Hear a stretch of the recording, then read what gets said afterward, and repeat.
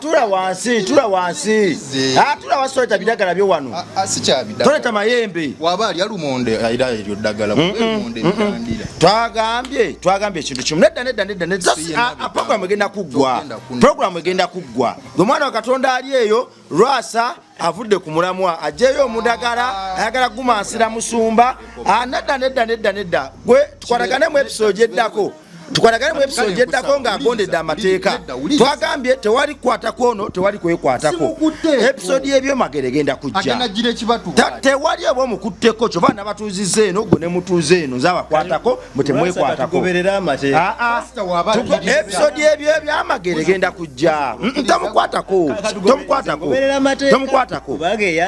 Kuba kyangu nnyo okubanga oyambadde irizi nga nono alina irizi. Nga musobola okwekwatako kati njagala nze ababakwatako paka episode y'ebyamagero bwe najja era tugenda kitegeka. Sebo oyagala kunkwatako.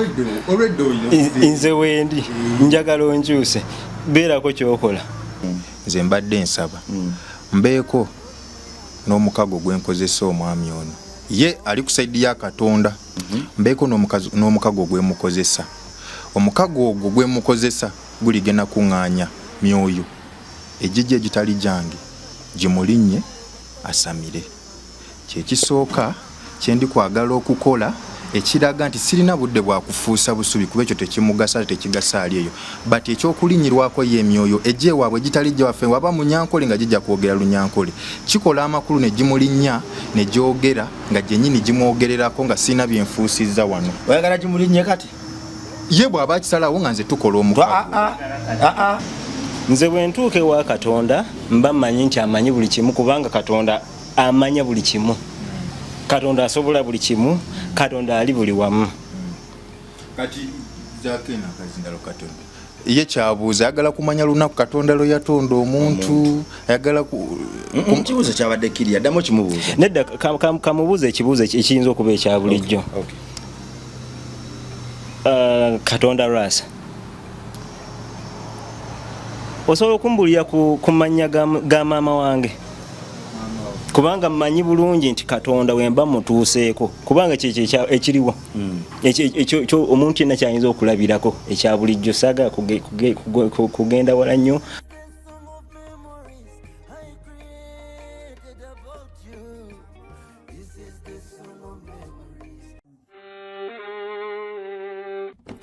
Sebo, nyabo, mwana wa Katonda wenna ali eyo. Eno yera Bongo Charity Foundation. Tukola art for charity. Nga tuyita mu bitone ebyenjawulo omuli okusiiga n'okukuba ebifaananyi, okutonaatona ebisenge ne art. Nga jjayo endabika y'ekifo. Tukwaniriza n'essanyu kasitoma waffe. Oyagala kugula art waffe oba oyagala gwe mwennyini tukusiige mu bifaananyi. Olina omwagalwa awo oyagala kumutonera kirabo nga kuliko ekifaananyi kye. Tutuukirire wano ku Bongo Charity Foundation. Buli lw'otuwagira ng'otuwa omulimu oba ng'otugulako ati waffe mwe tufuna obuyambi obulabirira n'okusomesa abaana abato okuva ku streets ez'enjawulo abataliiko alabirira. Bire ku namba y'essimu noti 7 noti 346 Le Bongo Charity Foundation tukola art for charity. Come paint your legacy with us. Ku MRLife kwe tuli amanya bampita Rima Sam oba Mechanic Bongo. Saidi eno ne saidi eno wali abantu babiri. Naye nga bonna banjawulo ekibagatta bonna bantu. Ekibaawula omu ye yatonda munne. Ekyokubiri omulala yambadde esaati eriko amapeesa ayina emu ku mubiri. Ekyokubiri ekyala ekibaawula ekibagatta ne kibaawula nti ono alina amasaati nga 10 kwe kuli eddiba lyaki lino pusi eddiba lyengo tasobola kwambala ngonnamu n'olubugo olwavunda n'olubugo oluli fresh ataddeko akantu ka Erosirasi Bob Marley ku mutwe ne Lucky Dube n'abalala yetadde flaga ya Uganda akantu akanchi Erosirasi Bob Marley. Kakati gomwana wa Katonda ku mwindwa lwe luno ono ye yatonda buli ekiri wano ono awakana nti tolina kye wali otonze todamu n'okuŋŋa nti gwe wantonda kinyiriza ddala atandise okutuyanira kumu naye tugume tusomese eggwanga ani yani gwe mulokole sembera nze abatudde mu makkati neetaaga essaala zo kuba neetaaga amaanyi ag'enjawulo omulusifaali n'owa bayibuli bonna basimbula kati bwe mba sirina mwoyo amala nanimaliriza nga ngudde mu kyoto kye kyeyategedde nti tujja bulungi n'akiteekamu emitwe gy'obumyu n'ebirala n'akikuuma tekizikira twandiva wano nga kizikidde nga kiyiyeemu amazzi era nga kkiriza nti talina gwe yali atonze n'enswera tasobola gitonda wadde n'akasiri baganda abantu ba Rebongo Charity Foundation tuli mu kuzimbira abaana ba ku luguudo ssomero buli kaana tugenda kajja ku luguudo tukatwala ekammengo tukoye okulaba obwana obukozesa ebiragalagala obutawesa katonda kitiibwa omulembe ogufaafaagana tukoye okugulaba kakati gwalina kyonna kyolina ministry neyimirirawo nakusiiga bifaananyi tusobola okusiiga nga bwoli tetusabiriza gwe mulokole munnange ebifaananyi obigula waali eyo gwe musamize ebifaananyi obigula waali eyo bifaananyi bituwe tubikusiigira omulimu guno gugende mu kubangula abaana ku kkubo tubajje ku kkubo bave mbiragalagala tubazze eri katonda waffe tubateekerekekera ekifo kino tetwajja kusabiriza twajja kumenyawo byabazungu ebyo bebatusigamu nti bo bamuwendo nnyo be balina otuyamba njagala mbeerewo nga nkyali mulamu na Rebongo Charity Foundation naffe tusitule wano konteina ne konteina azigenda kuyamba bazungu mu Amerika na mu nsi ndala olwo nno naffe tugwe draw katonda wawe katonda waffe ffenna katonda waffe yekwagala yekugaba yebulamu era yekitangaala kale nno gwe alina kyonna kyoyina noba olina ekimu kyekyekumi ekyensi kitegeeza ki ekyakatonda tokigera nokireeta mu bintu bino ekyakatonda kikola mirimu gye kutambuza musumba ono atudde wano muleeta wa Lwasa n'ebirala kutwala njiri mu bisenyu mu malungu mu mayanja nawalala kakati ekyensi nze olulimi lwange nalutaminga bwenkyo okutegeeza nti akako omuntu kowulira eri muntu muno nga maze okukola emirimu gya katonda nga giweddeyo era ng'ojjuza ennyumba y'ekisa ak'omuntu ako kowulira ng'osanze akaana akanywa ebiragalagala nga kato akasula wabweru omukazi enjala gwe yagala okuttira mu nju n'ogaba ne kamuweeyo ebbiri ak'obuntu ako nzige mpita ekimu kyange eky'ekkumi ekyensi akakwasa mu musawo n'okakampa emitwalo 2 ku lw'enkyukakyuka y'abaana bato abali ku luguudo kyekimu kyange eky'ekkumi ekyensi so gwakiwulira nawe osotuwayo netugulayo ku mataffaali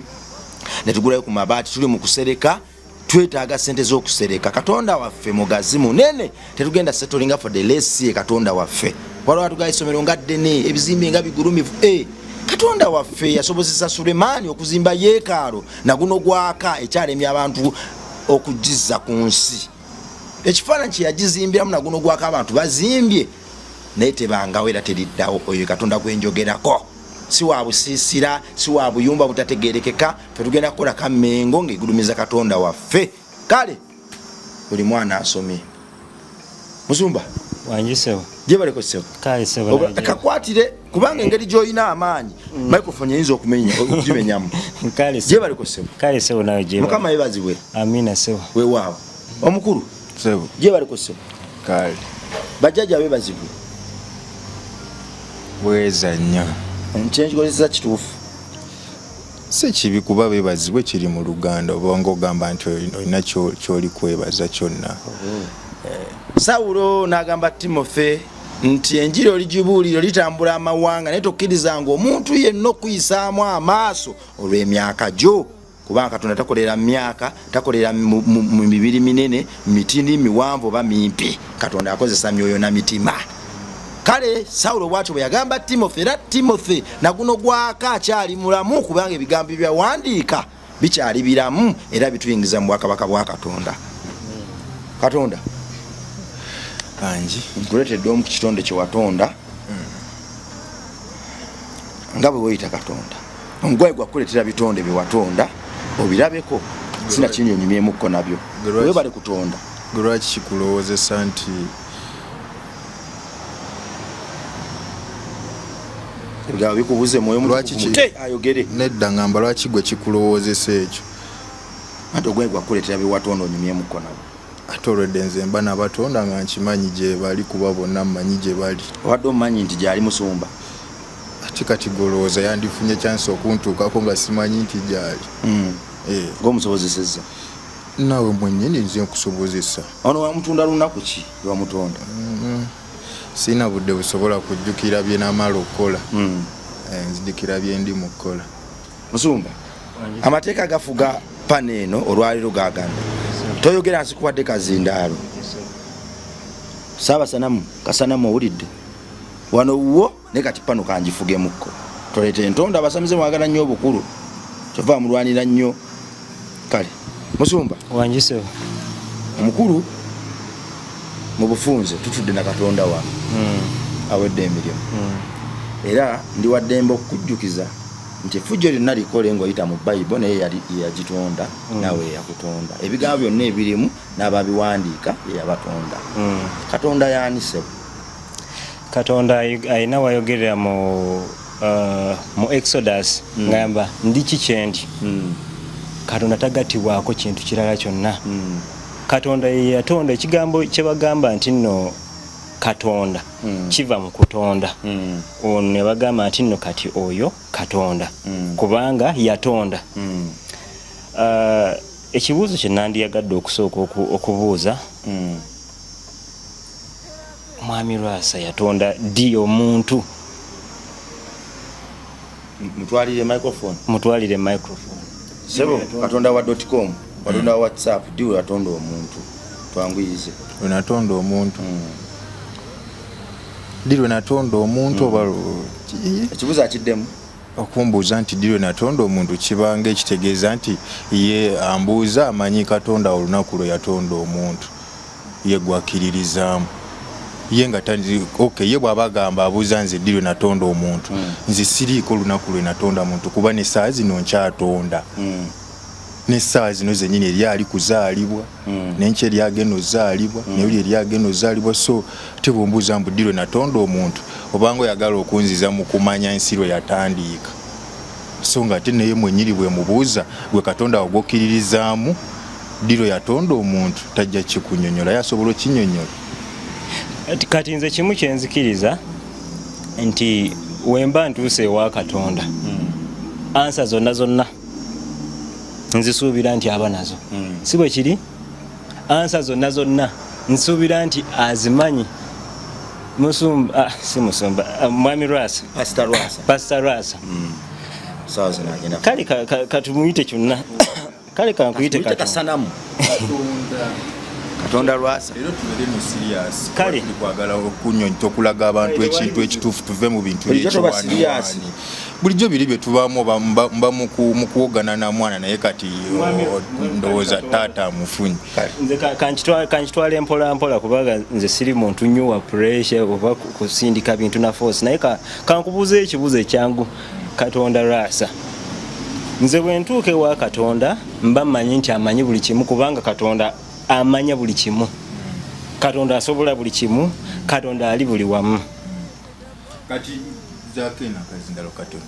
ye kyabuuza ayagala kumanya lunaku Katonda lwe yatonda omuntu ayagala kibuuzo kyabadde kiri addamu kimubuuza nedda kamubuuza ekibuuzo ekiyinza okuba ekya bulijjo Katonda Lwasa osobola okumbulira ku mannya ga maama wange kubanga mmanyi bulungi nti Katonda wemba mutuuseeko kubanga kyekyo ekiriwo ekyo omuntu yenna kyayinza okulabirako ekya bulijjo saagala kugenda wala nnyo mu Bayibuli kubanga ebimu alinza obutabikkiririza munagamba nedda kiki kati njagala tubeere conversation eno ebeere nga ya muntu wa wansi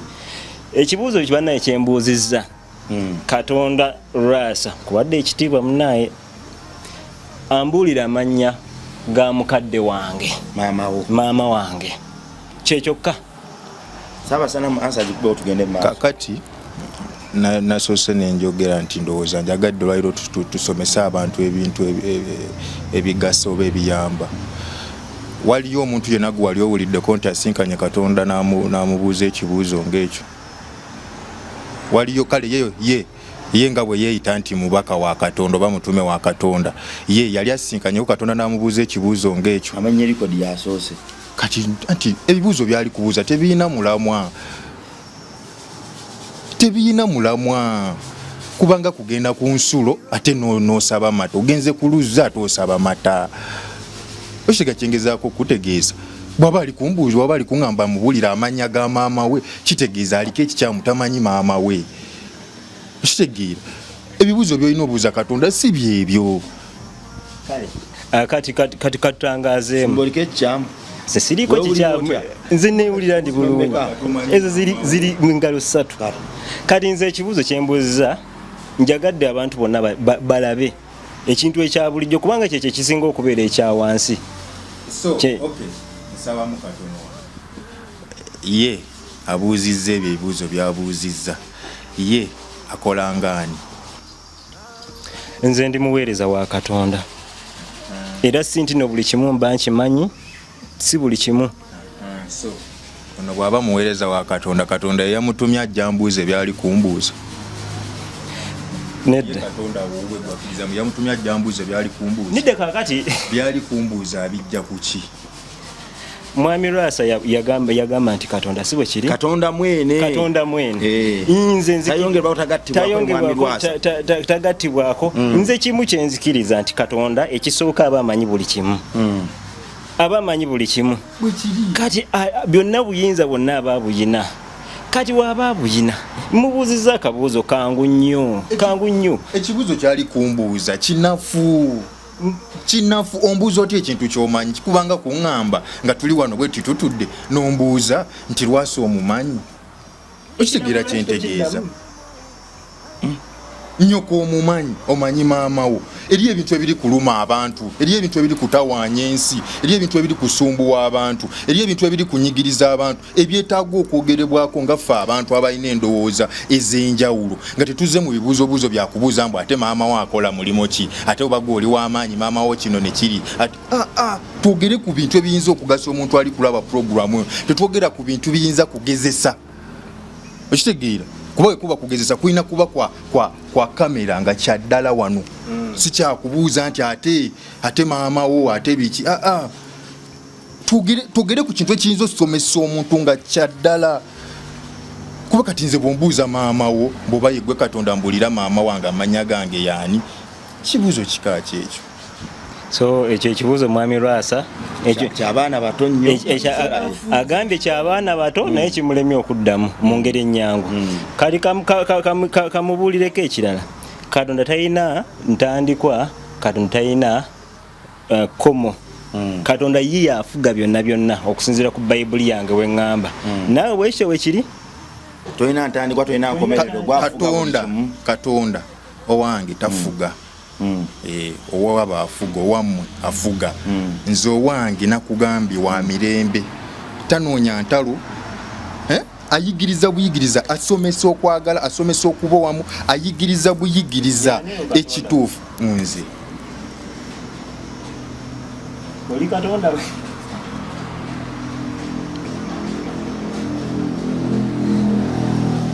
Mwami Rasa kale ye kumaka wa Katonda era Katonda yamukozesa nsobola omubuuzaako ekibuuzo n'abuuzaako Katonda waawo n'akinziramu nedda nze simanyi byonna era njagala mubuuze yombaka Katonda yogere ne Katonda awo ku bbali ye Katonda wanziremu ali kati nze mbadde mmanyi nti kuba kati yali mukungezesa ebintu weebyo tetubanga bye tulina okwebuuza nange mubuuze ekibuuzo amala akibuuzeko Katonda waawo ku bbali akinziremu kati so omuntu nga nze ali waggulu toyinza kumbuuza kibuuzo kya wansi tulina okwogera ku kintu ekisomesa omuntu oba ogambye Katonda talinaako komo nti akoma ano oba atandikira ano kiba kitegeeza tulina okwogera ku kintu ekiyamba omuntu ekintu ekiyamba oyo omuwuliriza ali eyo okumanya ekituufu kuba eno si bizinesi gye tuliko bino bintu bya ddala nze nyambadde lubugo bwe mba nyambadde lubugo onsanze mu bino byonsanzemu oba byonsangangamu kiba kitegeeza nti waliyo paati endala ey'omuntu oyo amanyi kino gye yeetaaga okumanya munze nga teetaaga kumanya manya ga maama woono kuba maama woono seetaaga munnyonnyola abantu kati ate abantu bange mbabuulira amanya ga maama woono kibagasaaki olaba kina kyekibongerako pasita kyeyabuuzizza kikino era kyeyatandikiddeko nga tannasumulwa tulyakuleetedde ayagala kumanya gwe Katonda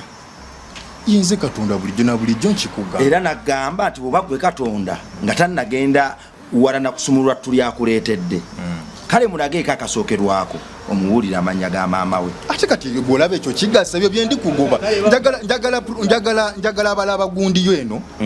babeere n'ekyamakulu kye bafuna mu bintu bye twogera. Kitegedde. So gwe bw'oŋŋamba nti nno njogera amanya gono nange mba nja kugamba ono nti saa zino mba njagala Katonda wakubuulire gwe omwana we nze kye nalidde era bw'akikugamba kati nyingira obulokole bwo. Akubulire kye nalidde nze nyingira obulokole bwo kati. Nze kimu mwami Lwasa kye yagambye nti ye Katonda. Ekyo nenkikkiriza. Nze mmanyi bulungi nti nze ndi muntu. Omuntu yenna kale omubaka wa Katonda, omuntu omubaka wa Katonda. Katugambe nti ndi mubaka wo munnaye. Ekyo kankikkirize nti ndi mubaka wo. Kati nzize gy'oli njagala kumanya amanya ga mukadde wange. Nze ekiba mwami Lwasa olaba oba kale Katonda Lwasa kimusanyusa nnyo. Mama wo mumanyi. Soko olindeko kanzije Katonda Lwasa. Nze wembanga nzize ewa Katonda nga kati simanyi oba olinako abantu bozotendeka mu area eno ey'emirimu gy'olimu. Kasana mu group. Enzikiriza gyendimu. Abenzikiriza gy'olimu olinamu abantu bozotendeka? Sibatendeka bula mbaagaliza kino. Obaagaliza then nebo ne bakola ne babanga. Tewali buzibu. Tewali buzibu. Singa abo abantu botendeka basinkana obuzibu bagenda kuddukira waani, bagenda kujja ewuwo kulwaki kubanga ekintu kino okiruddemu ebbanga ddene n'okusinga bo. Kati nze nzikiriza nkuyise Katonda ekitiibwa kyo nenkikuwa bulungi nenkubuuza nti wobanga oli Katonda ebyaddadda nze sisobodde ekyo ekinzibuwalidde njagala kukakasa erinnya lya maama wange. Nze nange wobeerako kyondaga nja kakasa naye kakati njagala kulabya ekyo ekisookebwako. Maama wo mukazi gwe wamwe Katonda yatuuma amanya. Maama wo mukazi anti kati nkuzeemu woba oli kuddamu eyo entegeera eyo. Maama wo mukazi erinnya ate erinnya nze nali mutuuma njoke nkubuulire nnyoko nze namutuuma erinnya. Maama we oba taata we yamuwaki nze namutonda mu kitonde kya bukazi ye naakuzaalangawo mukazi nga talina paati ya busajja alina paati ya buki ya bukazi nga Katonda sifulumya mannya nfulumya muntu era kyovulaba eri ekitonde ekikazi eri ekitonde ekisajja. Katonda Lwasa nze kati otandise okyusa endowooza yange ku ngeri gye mbadde ntwalamu Katonda obanga obadde Katonda kubanga nze mbadde mmanyi nti Katonda amanya buli kimu, Katonda abeera buli wamu, Katonda akola buli kimu. Kati wubanga alinnya lya mukadde wange tolimanyi ekyo kubwa Katonda ekyo nkisazeeko. Ekyo Katonda alina characteristics satu ali buli wamu amanya buli wamu ate byonna birinako obuyinza. Bakubono gwe bakubajuza omuzanyi wa rugby Katonda gwe gokirizamu yaliwo. Kakati twogera ebiyigiriza abantu. Kakati omuzanyi wa rugby ekisookera ddala mulimu ebintu ebimu bye tukolanga feke nyini abesudde mu buzibu. Katonda yatuwa obwongo n'atuwa emikono kati kankigeraageranye era ku mbeera ya bulijjo. Lwasa olina abaana basoma kati abo abaana tutunuyeko omwana omu okutta omwana ono katugambe nti ye Joseph omukutte omututte ku ssomero omusasulidde school fees oba kakadde kamu n'omuteerayo n'ogamba mwana wange soma kola buli kimu kiwedde. Kati ono omwana nadda mu kuzannya naye ate n'amaana akumawo ne results embi. Gwe naye ani gwe beetaaga okunenya mwana oba taata? Ndowooza mwana. Ensonga lwaki omwana anenyezebwa lwa nsonga gwe wakola paati yo n'okwata ssente mu bulumi obungi n'ogamba nti kuteereddeyo buli kimu n'okigezesa naye ate kati togenda kumuzuukusa ayina emikono omuntu mulamu obulungi obwongo butegeera ayina kugoberera mateeka ga ssomero asobole okukola ki okuyiga n'ebigambo by'omubuulira ng'agenda ku ssomero byalina okugoberera. Mwana wange tewegatta na gurupu mbi tekola kino bwekiti awalyoka awangule. Kakati gwokumbuuza nti ono omuzanyi wa rugby yali kyava ku ki? Katonda yaliwo. Ensonga lwaki Katonda yaliwo yamuwa obwongo n'amuwa emikono n'agamba nti kati Katonda yakuwadde emikono for instance Katonda akuwadde emikono akuwadde byonna byakuwadde ate kati akufumbire emmere ate akuliisa obwongo yali alina bukozesa gwe nakuwa obwongo omanyi maama wa amanya ge kati kyekyo wewaddeko okitegedde njagala kugesa kubanga ndimu okubuusabuusa ntuse waka anti kati nange nenkuwa example oli gwe baakuba ababoda ne batta Katonda yali wanoweewa example nange wenkubuuliza nakuwa emikono nenkuwa amagezi nenkuwa amaaso agalaba tomanyi nnyo kakuzaala mwami Ras tutambule mpola Katonda bonyonyodde nensasula school fees buli kimu kyonna ate n'olemererwa okumanya nnyoko Katonda Ras njagala omenyere mu area mwe tuba tubuuliza ebibuuzo ebigenda okuyigiriza abantu mwengenda okujja ekibuuzo menyera nkufuniremu ekibuuzo kubanga nze njagala okubuusabuusa kwe nnyina gy'oli kuveewo kati gwe ogamba nze nkumenyere area wenina woyinza okubuuza naye ng'ate nze igwe tolina wogenda kumpa nti wano wolina kubuuza so nze sirina wengenda kuwa nti wano ogenda kubuuza olw'ensonga gwe kyobuuza nawe kirimu gwe kyoli kwogerako gamba nti wano wemba ntekekkomo mu kubuuza kati kale gubadde okyannyonnyola nsaba nga sinaba kukuwa teeka wolina koma kuba olina okubuuza buli kyoyagala okumanya ono gwe baakuba ne batta ogambye Katonda yaliwo so gwe kyobadde ogezaako tegeeza nti Katonda yamuwa amagezi n'amuwa emikono naye n'alemererwa okukozesa amagezi ge n'emikono ne bamukuba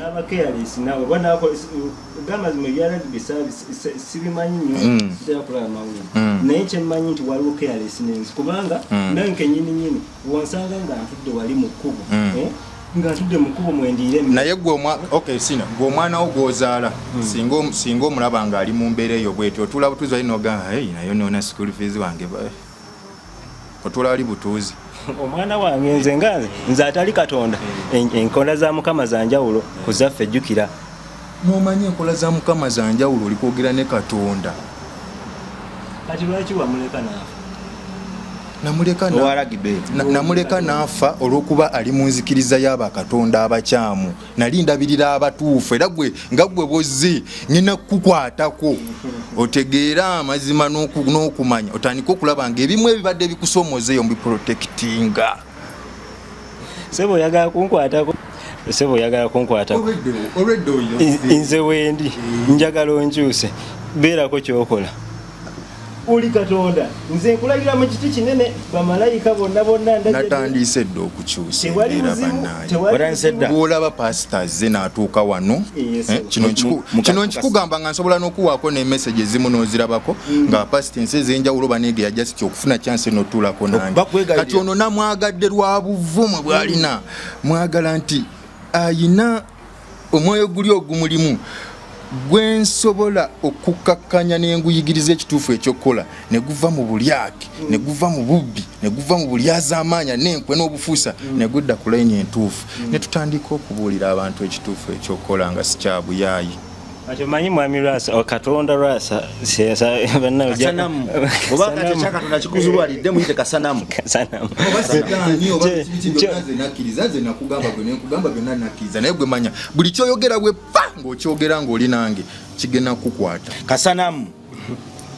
kasimba wakati ogwo jatandika obiraba mpolampola obeera olibeera oyo n'omugamba munnaye waligenda bulungi ekindiko ajja kugamba Lwasa yakugamba oyakundoga sirina budde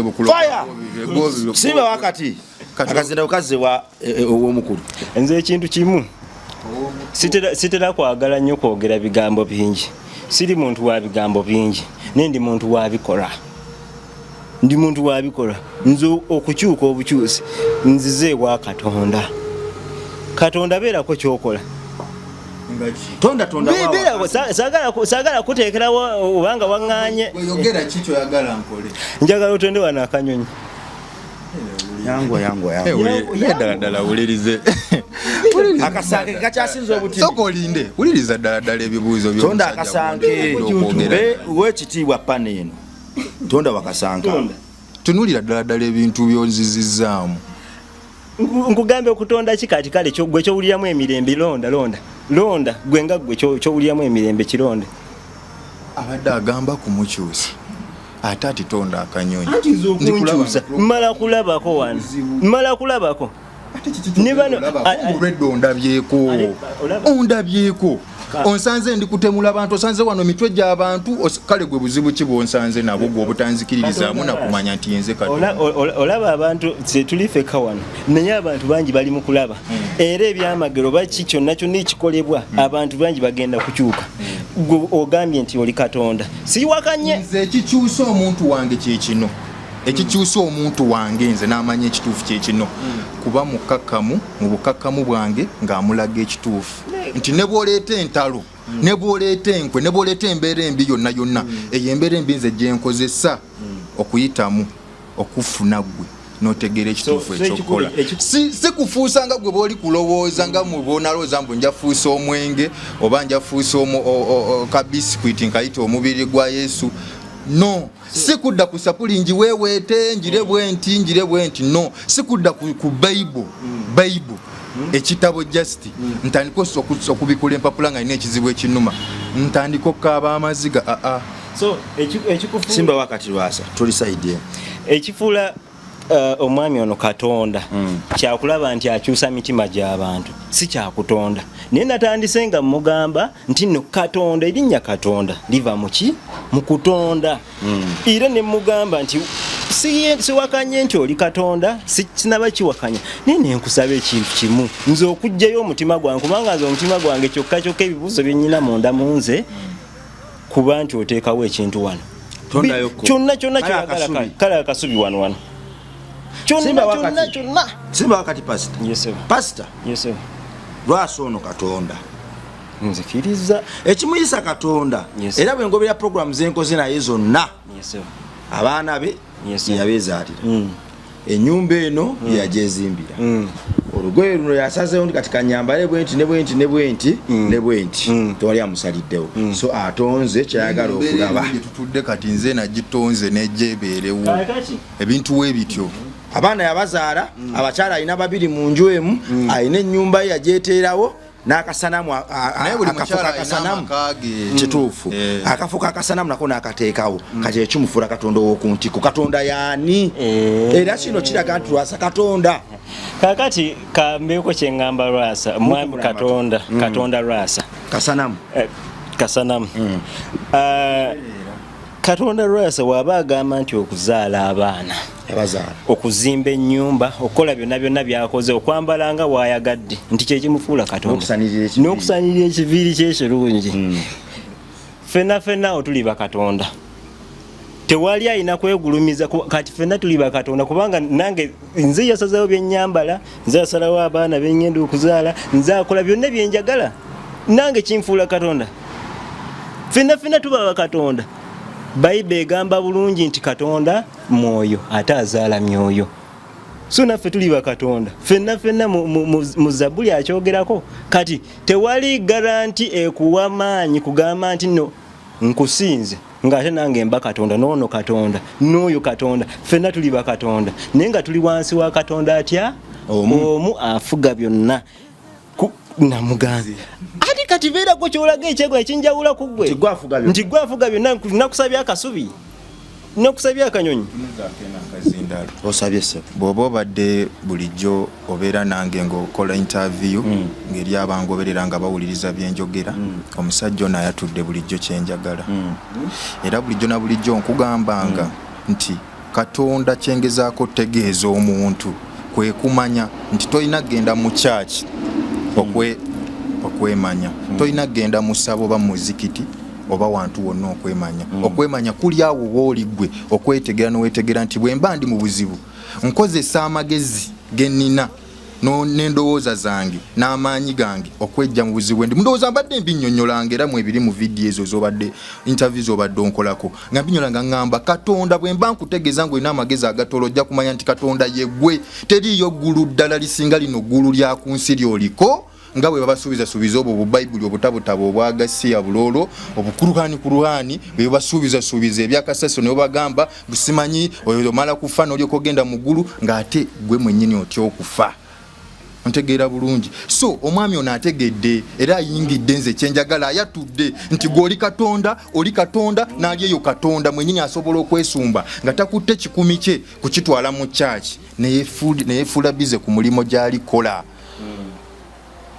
Ekitabo kino ekya Bayibuli oli okuyimirira mu maaso nga mukunga inatandiko kibasomera kya buswavu era kya busiru nnyo ng'olese bizinensi yo ng'olina bakasitoma bali kukonkona ng'ogigadde. Otega kyengezaako okutegeeza wakati. Mwami Ras, nsiimye nnyo okulaba nti kaakati tutandise okudda ku ground emu.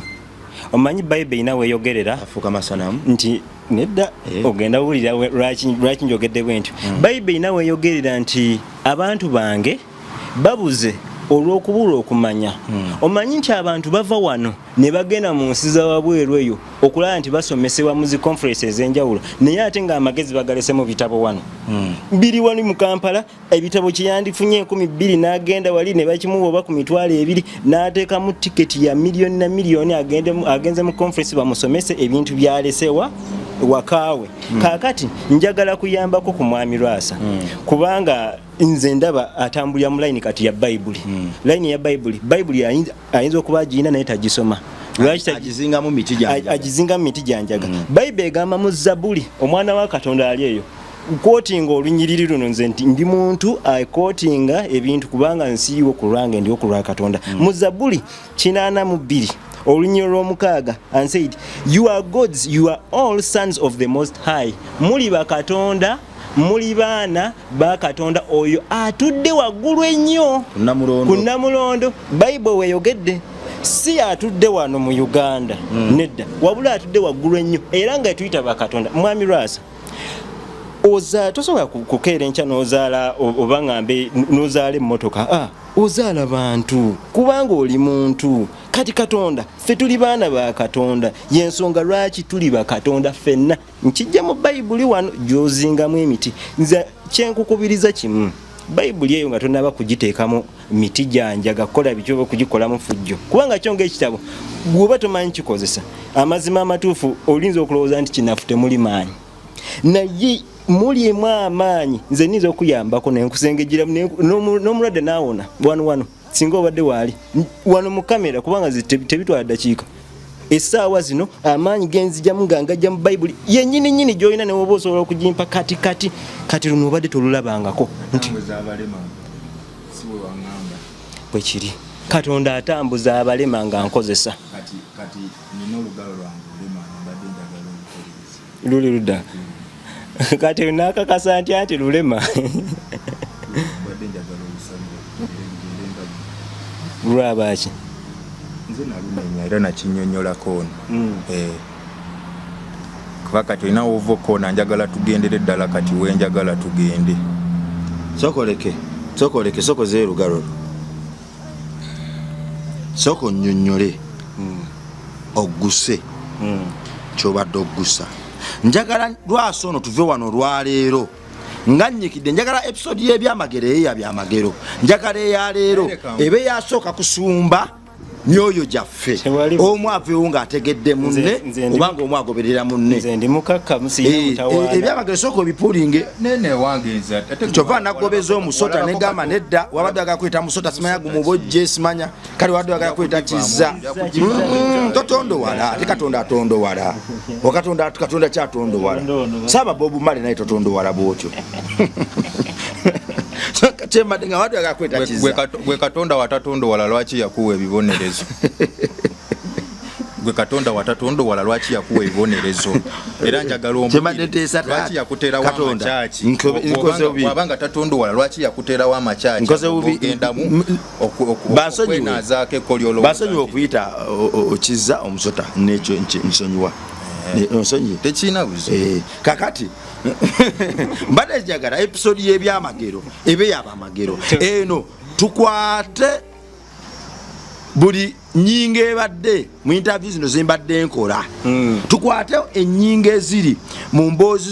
z'omukulu ono eyeyita pasita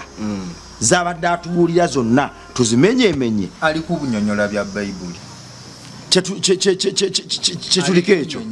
kakati mbadde nsaba musumba omwami ono nga tonnamutereeza lugalo kuba n'onalutereza nga talina mmere ya bulamu ow'empaka aba wampaka mbadde nsaba tusooke tumutikkule kasasiro gw'alina ku mutima nti ye Katonda.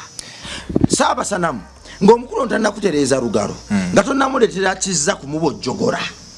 kumukuba nteegateega kuba obudde aweewala gwe kyokwanza kyolina kiri kimu nja kumeetera kizza mu minya amagulu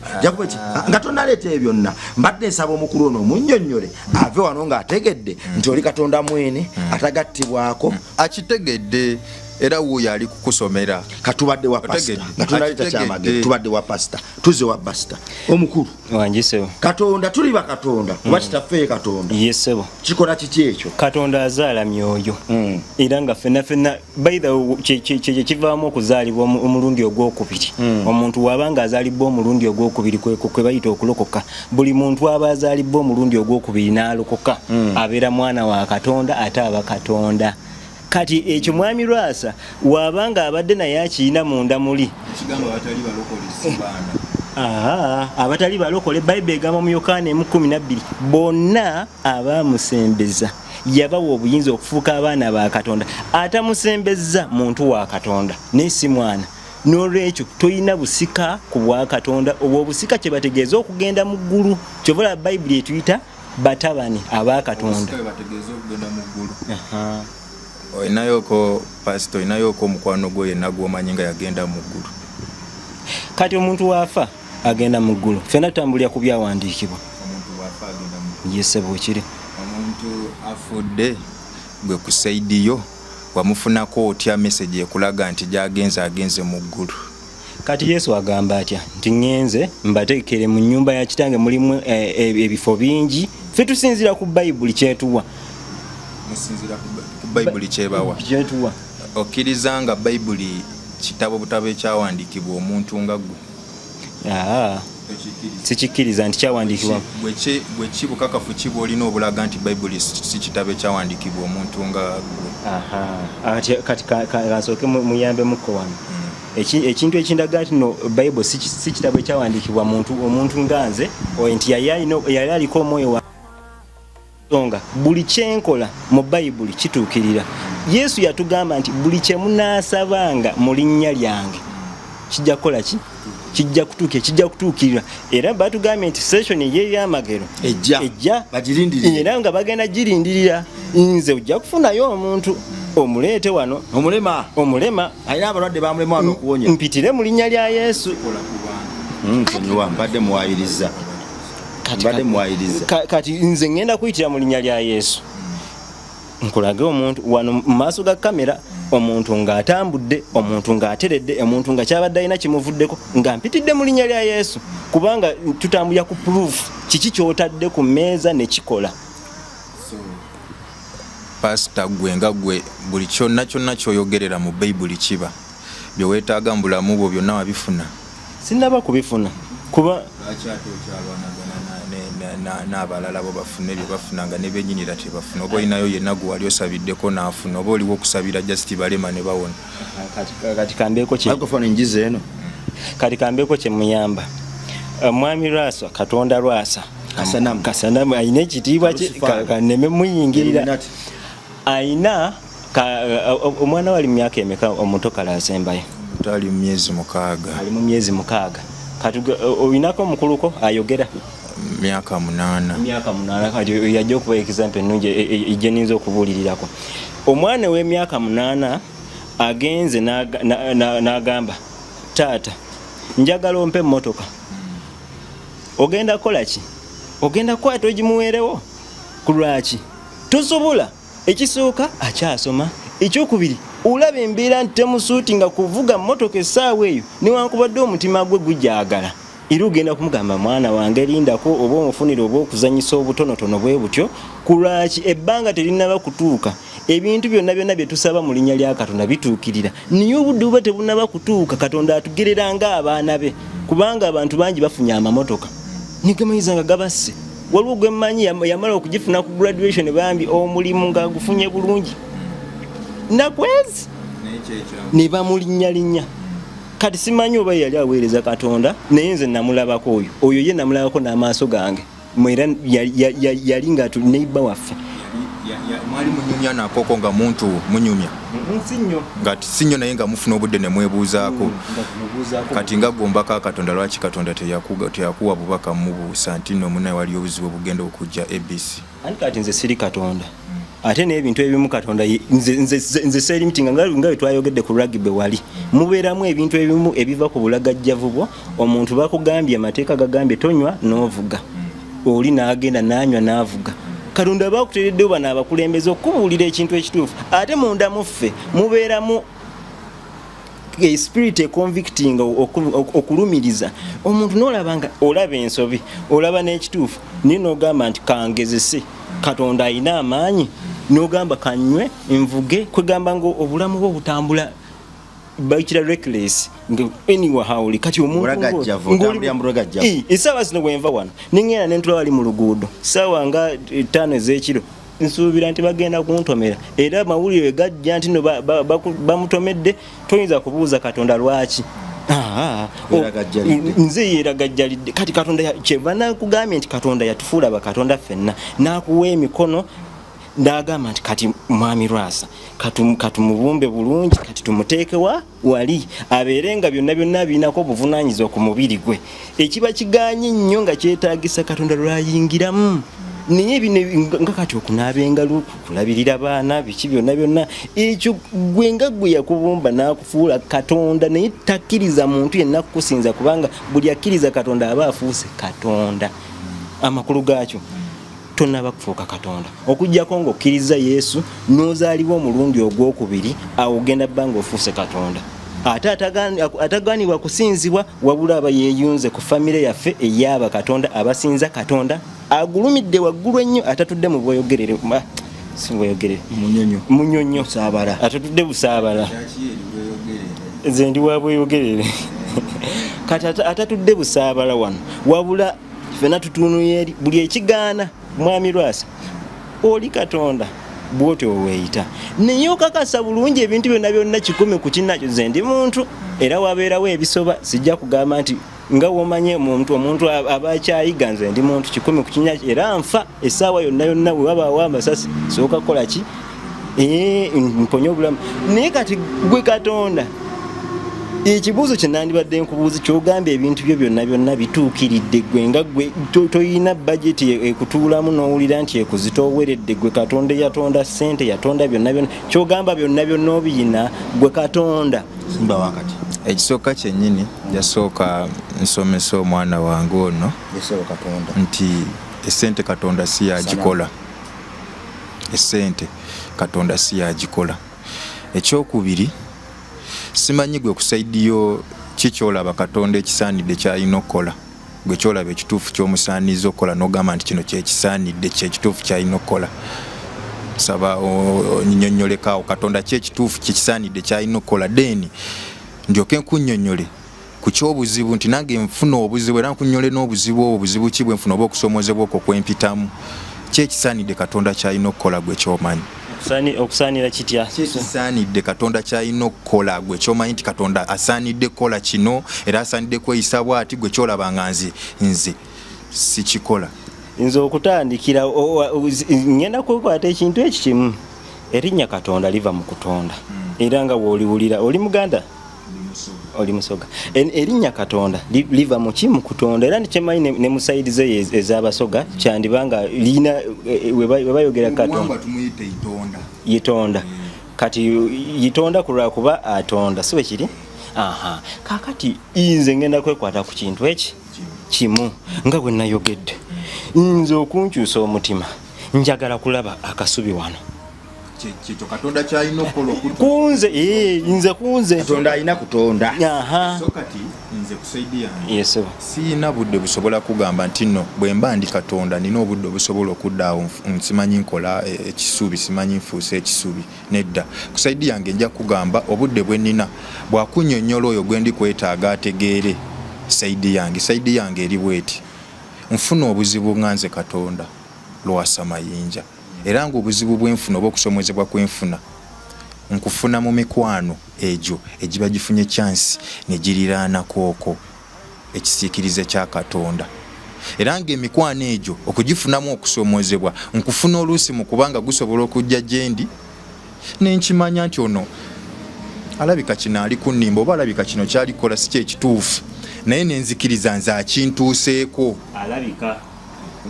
okitegedde nenzikiriza akintuuseeko olw'ensonga ndi ekizampo Katonda ebanga ekizampo nti buli kyonaayogera kyonna ojja kwogera ng'owa nti Katonda no yagamba kino, Katonda no yagamba kino, Katonda no yatonda kino, Katonda no ye yakutonda naye nga tomulabangako. So olwaleero bw'oba oli kwogera nange nenkugamba nina byempitamu yenze Katonda ebinsomoza nga biva mu mikwano naye mwennyini okirabako kulaga nti example nawe mwennyini okirabako nti eyo gy'oli oba oli musumba oba oli ndigango eryakusumba teeka nawe ina ebikusomoza ebikwetoolodde ng'omuntu okulaga nti nze ndi example ebintuukako bikutuukako kubeera mpulira waliyo wano omulala luusi amanyi n'okumbuza naye Katonda weebakako. So okudda ku nsonga nze nyinza okubeera wano nga nkugamba ndi Katonda nga gwe okiwakanya nti siri Katonda naye nga nze nyimiridde ku kituufu nga gwe oyimiridde ku kikyamu olw'ensonga gwe oyimiridde ku kitabo nze nyimiridde ku kyaddala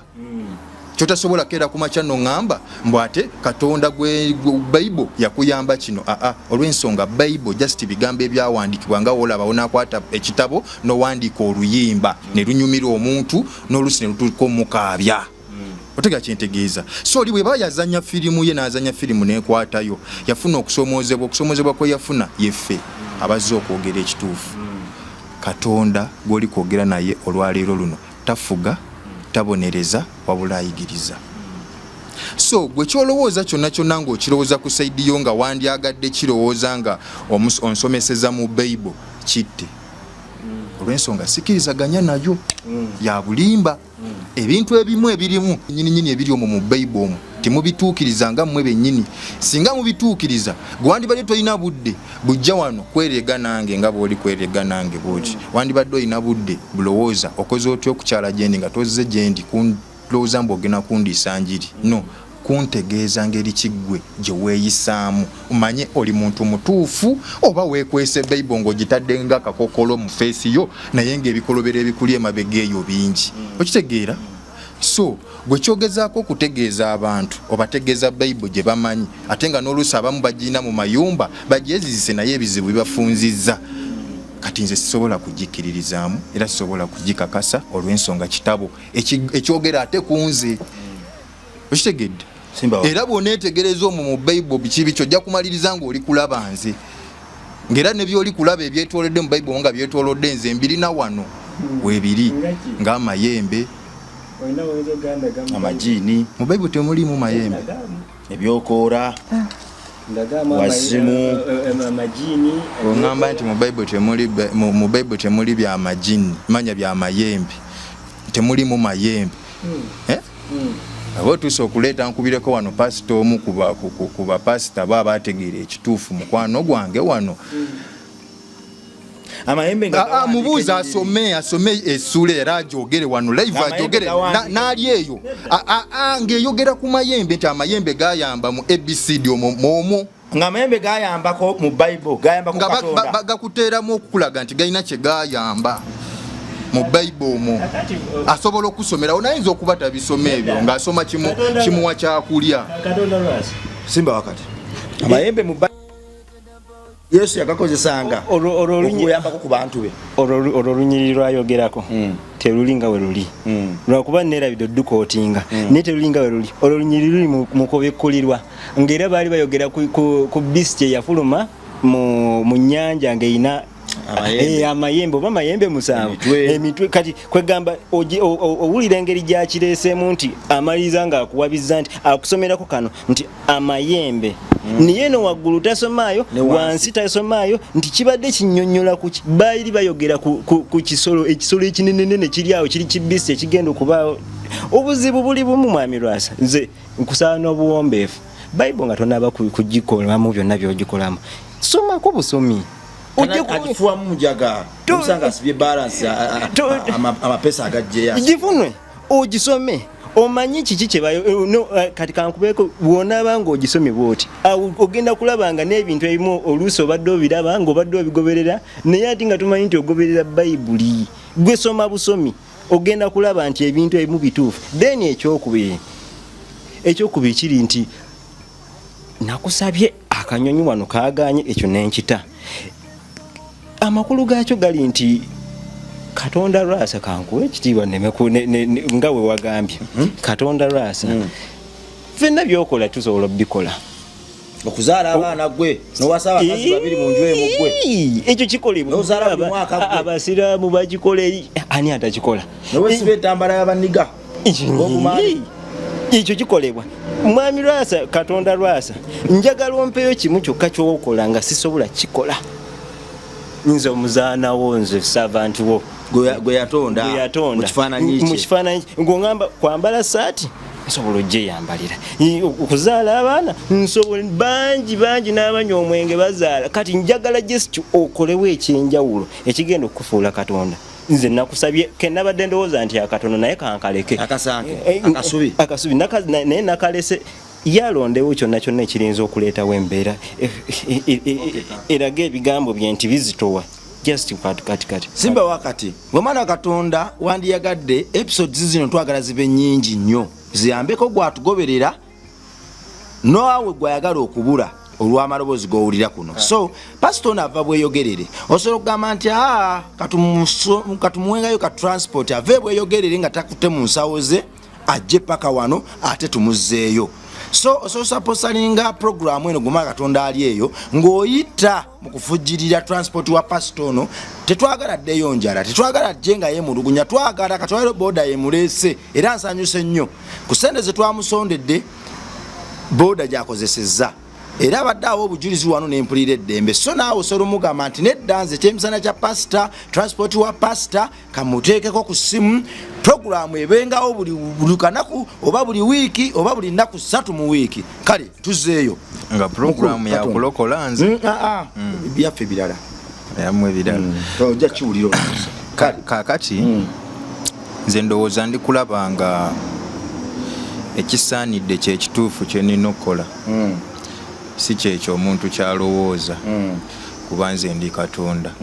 Olwaleero okulaga obwa Katonda bwange ne saidi yange nze mbadde nsaba mbeeko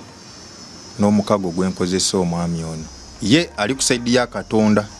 mbeeko n'omukago gwe mukozesa. Omukago ogwo gwe mukozesa guligenda kuŋŋaanya myoyo egijja egitali gyange gimulinnye asamire. Kyekisooka kyendi kwagala okukola ekiraga nti sirina budde bwa kufuusa busubi kuba ekyo tekimugasa tekigasa ali eyo but ekyokulinyirwako y'emyoyo ejje waabwe gitali gye waffe waba munyankole nga gijja kwogera lunyankole kikola amakulu ne gimulinnya ne gyogera nga gyennyini gimwogererako nga sirina byenfuusizza wano. Oyagala gimulinnye kati ye bw'aba akisalawo nga nze tukola omukago. Zafuga paneno twagambye episode eno yakwennyonnyola na kuyambako oyo kutugoberera programu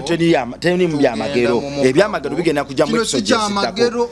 okumusambiza ate n'asamira lubaale weewaabwe kyamagero ebigenda kujja mu episode eddako. Ekyo si kyamagero mulina okutonda. Saagala gwe okwate kwono saagala gwe okwate kwono njagala mubeere mu bbanga wange gwange gwendi kwagala okumuwa omukago gwange gwendi kwagala just agire ekibatunze nguteekemu akole kyendigenda omugamba emyoyo gye tula wansi tula wansi oleta bidagala byo wano si kyabidagala toleta mayembe waba ali alumonde ayira eryo ddagala mumonde bitandira twagambye ekintu kimu nedda programu egenda kuggwa gwe mwana wa Katonda ali eyo Lwasa avudde ku mulamwa ajjeyo omudagala ayagala gumansira musumba nedda gwe tukwatagane mu episode eddako ng'agondedde amateeka. Twagambye tewali kukwatako ono tewali kwekwatako. Episode y'ebyomagero egenda kujja. Tewali oba omukutteko kyo baana batuuzizza eno gwe ne mutuuze eno nze abakwatako mwe temwekwatako. Episode y'ebyamagero egenda kujja. Tomukwatako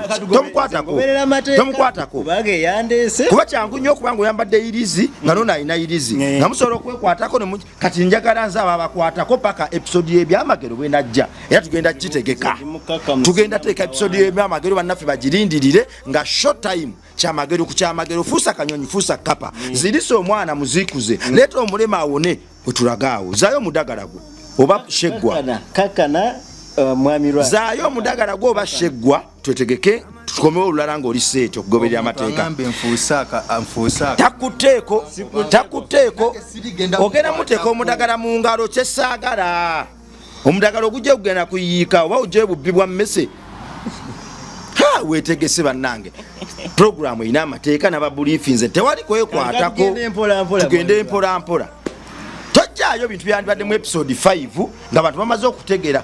tojjaayo dozi yandikubye mulwadde wa sirimu ate ng'oli mulwadde wa gundi malaria kati mbuuza ekibuuzo obulwadde obuyinza okuba bwangu nnyo tebwetaaga nnyo okuba complicated mbuuza ekibuuzo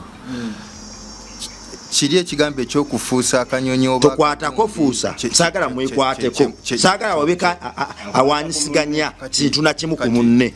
paka mu episode eddako gyengenda otegeka katonda we kiki kye yafuusaako mu lujjudde lw'abantu nga balala sokozeyo omudagala anti gumpunyira bubi gwina alufu enkuba olw'ensonga ono omwami